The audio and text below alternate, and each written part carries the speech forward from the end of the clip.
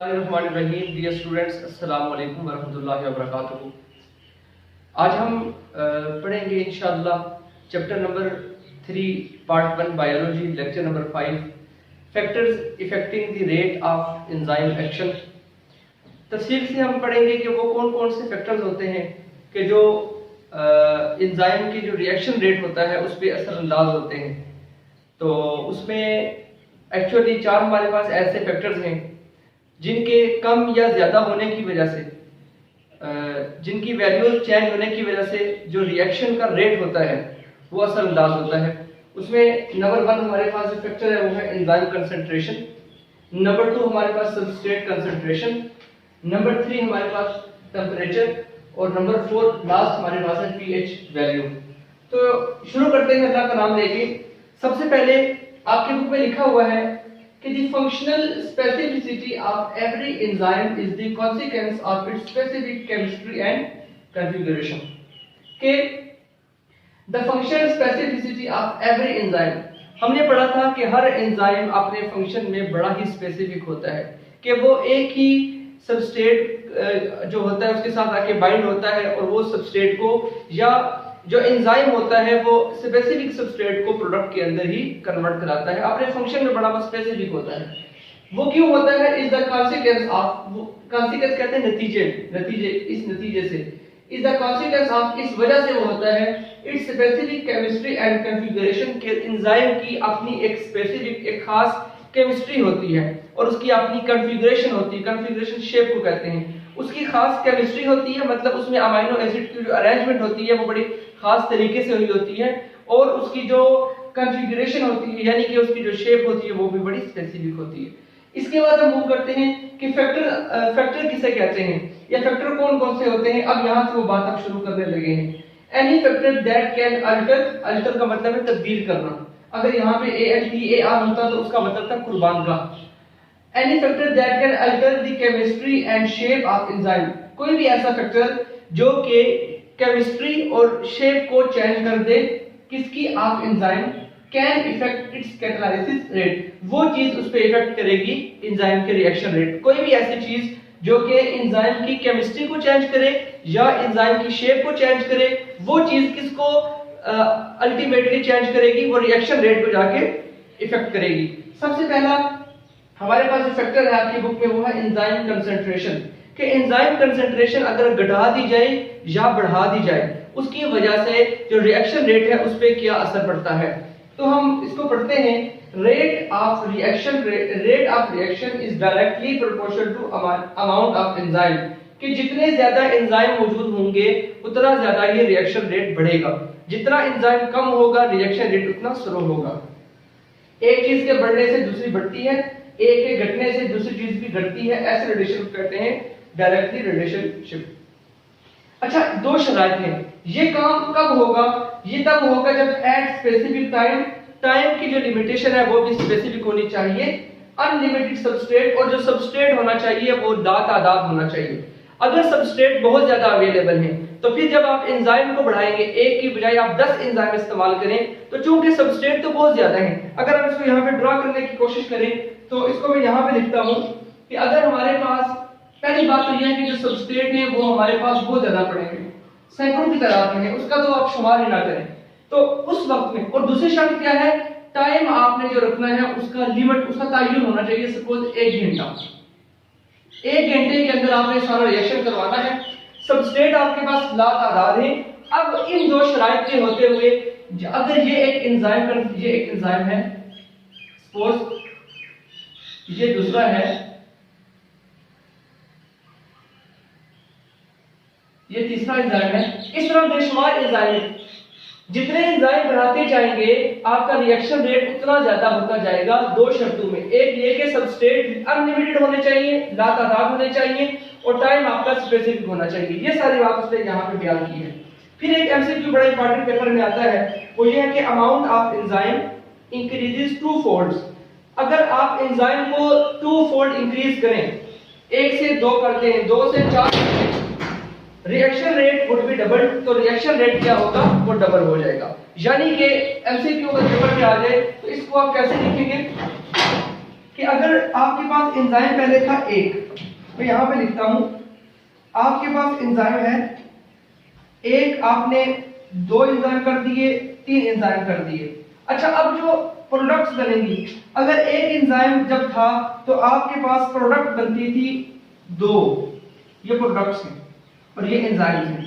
एक एंजाइम आपका 2 प्रोडक्ट्स बनाता था, यानी कि अमाउंट ऑफ एंजाइम इज 2। अब आपने एंजाइम की जो तादाद है वो डबल कर दी, वो 2 कर दी, ज्यादा कर दी है, एक से कितनी कर दी 2। तो ये कितने इंक्रीज होगा, ये मल्टीपल ऑफ 2 मतलब 4 इंक्रीज हो जाएगा, 2 फोल्ड इसे कहते हैं। अगर एंजाइम कंसंट्रेशन आपने एक और बढ़ा दी, 1 से 2 किया, अब एंजाइम आपने 2 से 3 कर दिए, तो अब आपके पास कितना होगा, ये इसमें आप 4 तरफ 2 कितने होते हैं 8। इस तरीके से इसका मतलब ये, इसे कहते हैं 2 फोल्डिंग, इसे कहते हैं डबल, ये डबलिंग है, 2 से 4 हुआ, 4 से 8 हुआ। अच्छा, इसी तरीके से अगर मैं कहता हूं आपको, ये आपको नजर आता होगा यहाँ पे, अगर एंजाइम हमने 4 कर दिए, एंजाइम कितने कर दिए, 1 से 2 किए, 2 से 3, अब एंजाइम हमने 4 कर दिए, तो अब कितना हमारे पास हो जाएगा 8 2 16। तो आपके पास जो रिएक्शन रेट है वो कितना हो जाएगा, वो प्रोडक्ट्स मतलब डबल हो जाएगी, इसे डबलिंग। अब पेपर में ये एमसीक्यू, ये एमकेट जब आपका एग्जाम देंगे वहां पे यहाँ से सवाल उठाए जाते हैं, तो यही ऐसे सवाल आते हैं कि एंजाइम की कंसंट्रेशन जब आप बढ़ाते हैं तो रिएक्शन रेट पे क्या असर पड़ता है। आपने कहना है कि डबल होते हैं, 2 से 4, 4 से 8, 8 से 16 होते हैं जब एंजाइम 1 2 3 4 में बढ़े। तो ये बात यहाँ पे लिखी है, amount of enzyme increases 2 fold. तो एंजाइम अमाउंट जो एंजाइम की अगर आप 2 फोल्ड बढ़ाएंगे, reaction rate will be double, तो रिएक्शन रेट क्या हो जाएगा, डबल उसका हो जाएगा। अच्छा, अब इसकी रीजन है कि ऐसा क्यों होता है, एंजाइम बढ़ाने से रिएक्शन रेट चेंज क्यों होता है। तो हम देखते हैं कि जब एंजाइम मॉलिक्यूल इंक्रीज, इसका मतलब है इंक्रीज, जब एंजाइम मॉलिक्यूल आप इंक्रीज करते हैं, number of active site increase. आप ये देखें, पहले एक एंजाइम था, फिर 2 एंजाइम, फिर 3 एंजाइम, आपने एंजाइम को बढ़ा दिया। जब एंजाइम ज्यादा करते हैं तो एक्टिव साइट भी ज्यादा हो जाती है, क्योंकि एंजाइम के ऊपर एक्टिव साइट होती है, number of active site increase हो जाती है, जिसकी वजह से क्या होता है, ज्यादा सारे सबस्ट्रेट को मौका मिल जाता है कि वो इनएक्टिव साइट को आके इनके साथ अटैच हो जाए। तो यहाँ पे लिखा हुआ है मोर सबस्ट्रेट कन्वर्टेड इनटू प्रोडक्ट। लिहाजा ऐसी सूरत हाल में जब एंजाइम ज्यादा करते हैं तो एंजाइम ज्यादा होने की वजह से एक्टिव साइट भी ज्यादा हो जाती हैं, और उन एक्टिव साइट के ज्यादा होने की वजह से ज्यादा सबस्ट्रेट मॉलिक्यूल आके वहां पे अटैच होते हैं, देन और वो ज्यादा भी प्रोडक्ट बनती है। After a certain limiting concentration reaction rate would know longer increase, लेकिन एक खास वक्त तक, उसके बाद आप मजीद इंक्रीज करेंगे एंजाइम को, लेकिन रिएक्शन रेट ज्यादा आगे नहीं जाएगा, वहीं पे स्टॉप हो जाएगा, कांस्टेंट उसका ग्राफ आ जाएगा। वजह क्या होती है, अभी तो आपने ये पढ़ा था कि जब सबस्ट्रेट एंजाइम कंसंट्रेशन आपने बढ़ाई, सबस्ट्रेट तो कितने थे, लातादाद थे, बेशुमार थे, सबस्ट्रेट लातादाद थे, टाइम आपने स्पेसिफिक तय कर लिया। जब आपने एंजाइम को बढ़ाया तो एक्टिव साइट बढ़ी, एक्टिव साइट ज्यादा बढ़ने की वजह से रिएक्शन रेट ज्यादा हो गया, लेकिन एक वक्त आएगा कि जब तमाम एक्टिव साइट फिल हो जाएगी, उसके बाद मजीद आपकी कोई रिएक्शन रेट नहीं ज्यादा होगा। इस बात को हम आगे भी डिस्कस करेंगे। अब हम आगे चलते हैं, सबस्ट्रेट कंसंट्रेशन दूसरा हमारा फैक्टर आता है, उसमें हमने ये देखना है, 2 चीजें यहाँ पे हम देखेंगे। सबसे पहले ये कि लो कंसंट्रेशन ऑफ सबस्ट्रेट, जब कंसंट्रेशन यानी कि तादाद, मिकदार जो सबस्ट्रेट की होती है, जब वो कम होती है तो क्या होता है। फिर भी हम देखेंगे कि उसके बाद इसकी रीजन क्या होती है। अच्छा, at low concentration of substrate, जब आपके पास कंसंट्रेशन ऑफ सबस्ट्रेट कम हो, यहाँ पे आपने क्या पढ़ा था, सबस्ट्रेट लातादाद होने चाहिए, लेकिन यहाँ पे आपने क्या पढ़ा, सबस्ट्रेट कंसंट्रेशन क्या होनी चाहिए, लो। उस लो पे क्या होगा, reaction rate is directly proportional to substrate available, जितने ज्यादा सबस्ट्रेट आएंगे उतने ही ज्यादा क्या होंगे, आपका रिएक्शन रेट बढ़ेगा।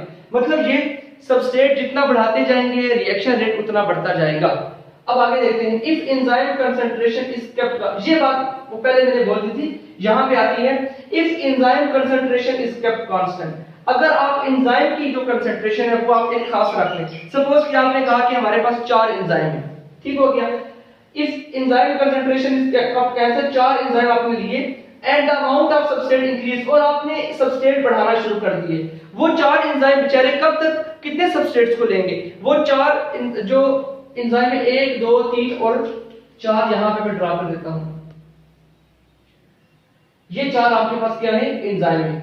अब एक यहां पे सबस्ट्रेट अटैच होगा, दूसरा अटैच होगा, तीसरा अटैच होगा, चौथा अटैच होगा। जब 4 अटैच हो जाएंगे अब एक्टिव साइट क्या होगी, ये फिल होगी है। कोई ज्यादा आपके पास और भी सबस्ट्रेट अभी एंजाइम अभी आपके पास मौजूद नहीं है, तो फिर रिएक्शन रेट क्या होगा वहां पे आके बिल्कुल कांस्टेंट हो जाएगा। स्टॉप, आप इसे स्टॉप नहीं कह सकते, आप कहेंगे रिएक्शन रेट यहां पे उसका जो ग्राफ होगा वो बिल्कुल सीधा आ जाएगा। अच्छा, कांस्टेंट हो जाएगा if enzyme concentration is kept constant. अच्छा, इस मिसाल को मैं यहां पे आपको बताता हूं। ये मैंने 4 बंदों के नाम लिखे, एक अली, उसामा, दाऊद और खुरम। ये 4 बंदे हैं। अब आप ये देखिए कि टाइम इनको हम देते हैं 2 घंटे, तो 2 घंटों के अंदर हम ये कहते हैं कि इन्होंने डेस्क बनाना है, जो डेस्क जिस पे बच्चे बैठते हैं ना, डेस्क बनाना है। तो इनको मैं सामान देता हूं पहले एक डेस्क बनाने का, तो एक डेस्क जो है वो 2 घंटे के अंदर ये चारों मिलकर बना लेंगे। फिर इनको मैं एक और डेस्क का सामान देता हूं, तो एक और डेस्क का सामान जो है वो भी 2 घंटे, ये अली 1 घंटे के अंदर, अली 2 घंटे के अंदर एक डेस्क बना लेगा। ठीक है, अब मैं एक और डेस्क का सामान देता हूं इनको, उसामा 2 घंटे के अंदर अगला डेस्क भी बना लेगा। हमारे पास जो डेस्क के जो प्रोडक्ट है वो बढ़ रही है आस्ता आस्ता। फिर बाहर से एक और मैं सामान देता हूं डेस्क का, दाऊद को देता हूं, दाऊद भी 2 घंटे के अंदर एक और डेस्क बना लेगा। अब आप देखेंगे 2 घंटे के अंदर पहला एक डेस्क बन रहा था पहले, अब कितने डेस्क बन रहे, 2 बने, फिर 3 बन गए। बाहर से मैं एक और डेस्क का सामान देता हूं, खुरम वो डेस्क भी 2 घंटे के अंदर बना लेगा। गोया के 2 घंटे के अंदर एक डेस्क बन रहा था, फिर 2 घंटे के अंदर 2 डेस्क बने, फिर 2 घंटे के अंदर 3 डेस्क बने, 2 घंटे के अंदर 4 डेस्क बने। अब अगर बाहर से इनको मैं मजीद एक डेस्क का सामान देता हूं तो अब वो डेस्क नहीं बन सकेगा, क्योंकि इनकी कैपेसिटी ही 4 डेस्क बनाने की है 2 घंटे के अंदर। ठीक है, अब यही बात होती है, ये एंजाइम्स हैं, ये बाहर से हमने सबस्ट्रेट दिए, जो जो आप ये एंजाइम हमने कांस्टेंट रखे थे, नंबर ऑफ एंजाइम कितने हमारे पास 4 बंदे, मतलब कि 4 एंजाइम हमने रखे, सबस्ट्रेट हमने बढ़ाए। ये देखें, एक सबस्ट्रेट था, फिर दूसरा, तीसरा, चौथा सबस्ट्रेट, 4 सबस्ट्रेट बढ़े, चारों के बढ़ने के साथ साथ रिएक्शन रेट बढ़ता गया, मतलब प्रोडक्ट आपकी ज्यादा बनती गई, 2 डेस्क 3 4 डेस्क बने। लेकिन एक खास वक्त आ गया कि उसके बाद मजीद कोई डेस्क नहीं बन सकता, क्योंकि एंजाइम्स की एक्टिव साइट्स फिल हो चुकी हैं। अब मजीद एक्टिव साइट खाली नहीं है, अब एंजाइम की एक्टिव साइट फिल हो चुकी है सबस्ट्रेट के लगने की वजह से, अब मजीद एक्टिव साइट खाली नहीं है। एक्टिव साइट आएगी तो फिर ये काम बढ़ेगा। अच्छा, अब अगर हम यहाँ पे ये देखें कि इस चीज को, इस सूरत-ए-हाल के अंदर, इस पॉइंट को कहते हैं सैचुरेशन, इस पॉइंट के अंदर अब हम कैसे अपना प्रोडक्ट को मजीद बढ़ा सकते हैं। हाँ जी, एक ही हल है हमारे पास, हम प्रोडक्ट को मजीद बढ़ा सकते हैं जब हम एंजाइम को बढ़ाएंगे। एंजाइम यहाँ पे एक और हम ऐड कर दें, मतलब कि यहाँ पे उस्मान को भी ऐड कर दें, तो फिर हमारे पास दोबारा एक और कुर्सी का सामान, एक और डेस्क का सामान भी यहाँ पे हम देंगे। 2 घंटे के अंदर हमारे कितने डेस्क हो जाएंगे, 1 2 3 4 और 5। इसी तरीके से हम एंजाइम को बढ़ाते जाएंगे तो हमारा रिएक्शन रेट डबल होता जाएगा। तो एंजाइम की तादाद को बढ़ा के हम इस सिचुएशन से मीट कर सकते हैं। तो यहाँ पे लिखा हुआ if enzyme concentration is kept constant, अगर आप एंजाइम को कांस्टेंट रख दें and amount of substrate increase, और अमाउंट ऑफ सबस्ट्रेट बढ़ाते जाएं तो रिएक्शन रेट क्या होगा, इंक्रीज होगा। लेकिन अ पॉइंट रीच, एक ऐसा वक्त भी आता है when further increase in substrate, जब फर्दर आप इंक्रीज करेंगे सबस्ट्रेट को, it does not increase the reaction rate मजीद नहीं बढ़ेगा। रीजन क्या है, दिस इज बिकॉज, ये इस वजह से है कि एट हाई सबस्ट्रेट लेवल पे all the active site are occupied, enzyme की सारी के सारी एक्टिव साइट क्या हो जाती हैं, फुल हो जाती हैं, सबस्ट्रेट आपके उनके साथ अटैच हो जाते हैं, मजीद रिएक्शन रेट आगे नहीं बढ़ता। स्टूडेंट्स, उम्मीद है कि यहां तक आपको बात की सही समझ आ गई होगी। इसके बाद हम मूव करते हैं टेंपरेचर पे। तो हमारा अगला जो है फैक्टर वो है टेंपरेचर। तो टेंपरेचर में हम कहते हैं कि किस तरह से उसका डिपेंडेंस है। अब हम वो देखते हैं कि rate of reaction is directly proportional to increase in temperature, कि आप टेंपरेचर इंक्रीज करेंगे तो रिएक्शन रेट बढ़ेगा। तो ये तीनों, ये हमने कहा था, ये भी डायरेक्टली प्रोपोर्शनल है, ये भी डायरेक्ट रिलेशनशिप है इनका, और यहाँ पे रिएक्शन रेट का फैक्टर के साथ क्या है, डायरेक्ट रिलेशनशिप है, लेकिन अप टू सर्टेन लिमिट, एक खास हद के अंदर रहकर। अच्छा, अब यहाँ पे हम देखते हैं ऑप्टिमम टेंपरेचर, इंतहाई इंपॉर्टेंट शॉर्ट क्वेश्चन है। All enzyme work at there maximum rate at specific temperature which is called optimum temperature. ऐसा टेंपरेचर जिसके ऊपर एंजाइम अपना मैक्सिमम काम कर दें, अपनी एफिशिएंसी मैक्सिमम शो करें, उस खास टेम्परेचर को हम क्या कहते हैं, ऑप्टिमम टेम्परेचर। और ये तो होगी। इसकी एग्जांपल क्या आती है, हमारी बॉडी के जो एंजाइम्स हैं, अगर उनको टेम्परेचर मिल जाए 37 डिग्री सेंटीग्रेड, तो उस 37 डिग्री सेंटीग्रेड के ऊपर हमारी बॉडी के एंजाइम मैक्सिमम काम करेंगे। तो उस टेम्परेचर जो कि 37 डिग्री सेंटीग्रेड है, उस टेम्परेचर को कहते हैं हमारी बॉडी वो एंजाइम्स का क्या है, ऑप्टिमम टेम्परेचर है लिविंग ह्यूमन बीइंग के अंदर या लिविंग थिंग्स के अंदर। इसके बाद हम आगे इसकी रीजन पढ़ते हैं। हीट एड एक्टिवेशन एनर्जी, जो हीट होती है वो एक्टिवेशन एनर्जी ऐड करती है। एक्टिवेशन एनर्जी कौन ऐड करता है, हीट। टेम्परेचर जब बढ़ता है तो मतलब हीट बढ़ती है। हीट दो चीजें ऐड करती है, एक एक्टिवेशन एनर्जी भी ऐड करती है और एक काइनेटिक एनर्जी भी ऐड करती है। अब हम इसको स्टडी करते हैं। केमिकल रिएक्शन और एक्सीलरेट, जब हीट एक्टिवेशन एनर्जी ऐड करती है, उस एक्टिवेशन एनर्जी के बढ़ने से केमिकल रिएक्शन जो होता है वो तेज हो जाता है। रिएक्शन तेजी से अपने अंजाम को पहुंचते हैं, खत्म हो जाता, मतलब प्रोडक्ट बन जाती है। Heat also add kinetic energy to reacting molecule, जो मॉलिक्यूल रिएक्ट कर रहे होते हैं केमिकल रिएक्शन के अंदर, उन मॉलिक्यूल्स के अंदर जो टेम्परेचर होता है, जब हम वो बढ़ाते हैं तो उसके अंदर से हीट, मतलब कि हम बढ़ा रहे हैं, उस हीट के बढ़ने से काइनेटिक एनर्जी भी बढ़ती है।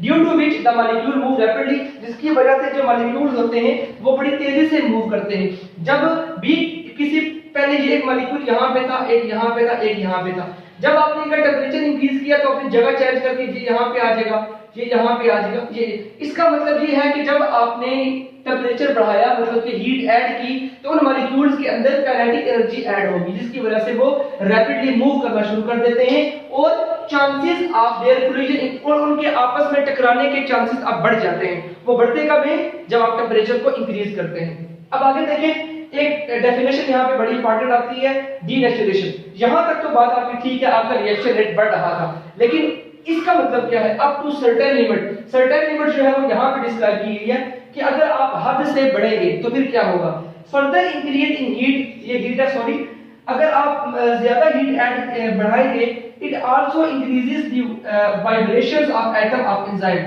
एंजाइम मिलके बनता है एटम से, यानी कि अमीनो एसिड से बनता है। अब उन जो एटम्स होते हैं उनकी आपस में वाइब्रेशन बढ़ जाती है, यानी कि जल्जला आ जाता है पूरे स्ट्रक्चर के अंदर।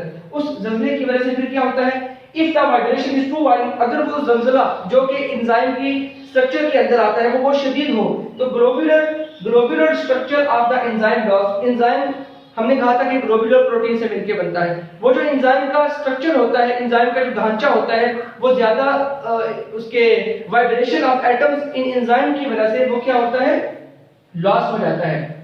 तो वो ऐसी कंडीशन के अंदर एंजाइम बिल्कुल टूट फूट जाता है, डीनेचर हो जाता है। तो इसका मतलब ये हुआ, एक खास हद तक अगर आप टेम्परेचर बढ़ाएंगे तो रिएक्शन रेट बढ़ेगा, मतलब कि उसमें काइनेटिक एनर्जी ऐड होगी, रिएक्टिंग मॉलिक्यूल आपस में टकराएंगे, या एक्टिवेशन एनर्जी ऐड होगी, केमिकल रिएक्शन तेज हो जाएगा, लेकिन एक खास हद तक। हद को तजावुज करेंगे तो फिर क्या होगा, वाइब्रेशन ऑफ एटम बढ़ जाएगी। अगर वाइब्रेशन ऑफ एटम बहुत ज्यादा बढ़ गई तो एंजाइम की स्ट्रक्चर क्या हो जाएगी, लॉस्ट हो जाएगी। ऐसी कंडीशन को हम कहते हैं डीनेचुरेशन ऑफ एंजाइम। अच्छा, इसके बाद आपको ये ग्राफ नजर आ रहा होगा, इस ग्राफ के अंदर ये इसका एक्स एक्सिस है और ये इसका वाई एक्सिस है। अब मैं आपको बताऊंगा कि इस ग्राफ के अंदर वो क्या कह रहा है। वो ग्राफ में ये कहते हैं कि आप अगर ये देखें, ये 10 डिग्री सेंटीग्रेड टेम्परेचर है, ये 20 है, इसके बाद 30 है, 40 है, 50 और 60 डिग्री सेंटीग्रेड टेम्परेचर है। अब आप ये देखें कि जब आप टेम्परेचर को बढ़ा रहे, 10 से आपने 20 किया तो रिएक्शन 10 से 20 पे गए तो रिएक्शन रेट ऊपर चला गया। फिर आप मजीद 30 पे गए, 30 पे गए तो रिएक्शन रेट ऊपर चला गया, 37 पे टॉप आपके पास पॉइंट, ये वाला पॉइंट आ गया। फिर उसके बाद अब यहाँ पे इसके बाद आपने टेम्परेचर को मजीद 50 तक लेके गए तो नीचे आना शुरू होगी ये कर्व।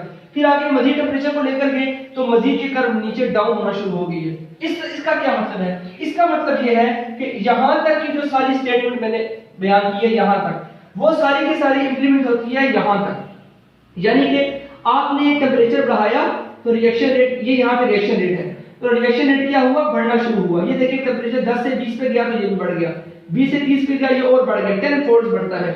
30 से 37 पे गया तो और बढ़ गया। 37 पे वो पॉइंट है जिसको हम ऑप्टिमम टेम्परेचर कहते हैं। इस पॉइंट पे आके एंजाइम की जितनी कैपेसिटी है उस हिसाब से वो काम करेंगे।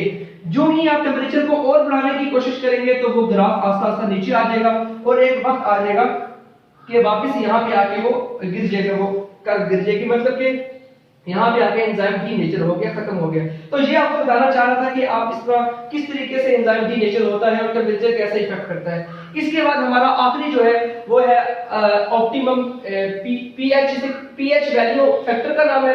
पहली इसकी डेफिनेशन जो इसमें आती है वो है ऑप्टिमम पीएच की। ऑप्टिमम पीएच कहते हैं वो पीएच जिसके ऊपर एंजाइम अपना मैक्सिमम तरीके से काम शो करे, अपनी एक्टिविटी, अपनी परफॉर्मेंस, अपनी कारकर्दगी शो करे, उस पीएच को हम कहते हैं ऑप्टिमम पीएच। तो every enzyme work most efficiently at narrow range of pH which is called optimum pH. अच्छा, यहाँ पे दो सवाल शॉर्ट बनते हैं। एक शॉर्ट क्वेश्चन ये है कि स्लाइड चेंज इन पीएच, अगर आप पीएच में थोड़ी सी चेंज करें तो क्या होगा। दूसरा सवाल, अगर आप पीएच के अंदर एक्सट्रीम चेंज करें तो फिर क्या होगा। पहले हम सवाल शॉर्ट क्वेश्चन देखते हैं, स्लाइड चेंज इन पीएच। जब आप स्टूडेंट्स क्या करते हैं पेपर में, अगर ये सवाल आ जाए तो ये दोनों मिक्स कर देते हैं। आपने मिक्स नहीं करना। जब आप स्लाइड का मतलब है थोड़ा, एक्सट्रीम का मतलब है ज्यादा चेंज आप कर रहे हैं। तो स्लाइड चेंज जब आप करेंगे पीएच के अंदर, तो आपने पढ़ा था कि एक्टिव साइट वो होती है जो कि चार्ज बीरिंग साइट होती है, उस पे चार्ज होता है एंजाइम के एक्टिव साइट के ऊपर। आपने लास्ट लेक्चर में पढ़ा था।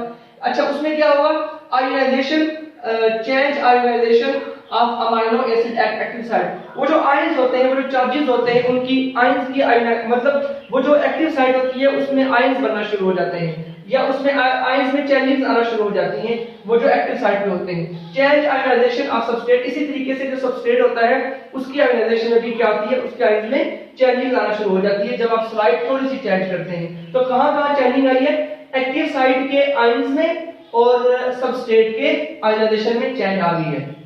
इसके बाद वो कहता है फिर क्या होगा, एंजाइम एक्टिविटी इज रिटार्डेड, या तो वो रुक जाएगी या फिर ब्लॉक कंप्लीटली, वो मुकम्मल तौर पे एंजाइम की एक्टिविटी बिल्कुल ब्लॉक हो जाएगी। तो ये दो नतीजे आते हैं जब आप स्लाइड चेंज करते हैं पीएच के अंदर। कौन कौन से, एक ये वाला कि एक्टिव साइट की आयोनाइजेशन में चेंज आती है और सबस्ट्रेट की आयोनाइजेशन में चेंज आती है। तो फिर क्या होता है, consequently enzyme activity is retarded, या तो वो बिल्कुल रुक जाती, या वो रुक जाती है एंजाइम की एक्टिविटी, रिएक्शन रुक जाता है, या वो ब्लॉक हो जाता है कंप्लीटली।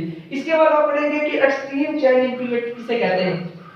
जब आप पीएच के अंदर ज्यादा चेंज, एक आप समझ लें कि ड्रामेटिकली आप उसमें चेंजिंग लेकर आ रहे हैं, तो फिर क्या होगा, it cause bonds in enzyme to break. Enzyme के अंदर जो बॉन्ड्स होते हैं, जो कि एंजाइम के स्ट्रक्चर को बनाते हैं, जो अमीनो एसिड के दरमियान बॉन्ड्स होते हैं, वो बॉन्ड्स क्या होंगे, वो टूट जाएंगे, जिसकी वजह से डीनेचुरेशन ऑफ एंजाइम हो जाएगी, एंजाइम बिल्कुल डीनेचर हो जाएगा।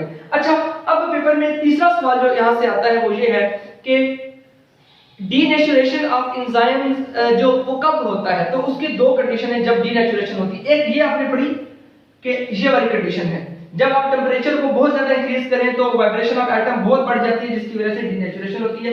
दूसरी चेंज इसकी यहाँ पे है, इस पीएच वाले के अंदर है कि जब आप एक्सट्रीम चेंज इन पीएच करें, बॉन्ड जो होते हैं एंजाइम के वो टूट जाते हैं, तो वो फिर क्या होता है, डीनेचुरेशन। इसका मतलब ये हुआ कि डीनेचुरेशन की दो पॉइंट है, एक पॉइंट ये वाला है और डीनेचुरेशन का दूसरा पॉइंट कौन सा है, ये वाला। तो ये देखें कि शॉर्ट क्वेश्चन दो मुख्तलिफ टॉपिक्स से उठा के उसने उसका जवाब दिया।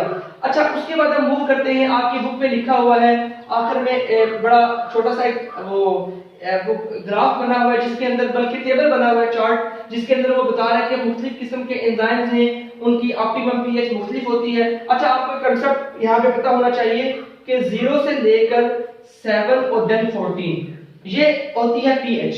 पीएच अगर 0 से 6 तक है, 0 से 6 तक जब होगी तो हम उसे कहेंगे कि वो कौन सी है, एसिडिक है, 0 से लेके 6 तक। अच्छा, 7 पे ये वो पॉइंट है जहां पे बिल्कुल न्यूट्रल पीएच होती है।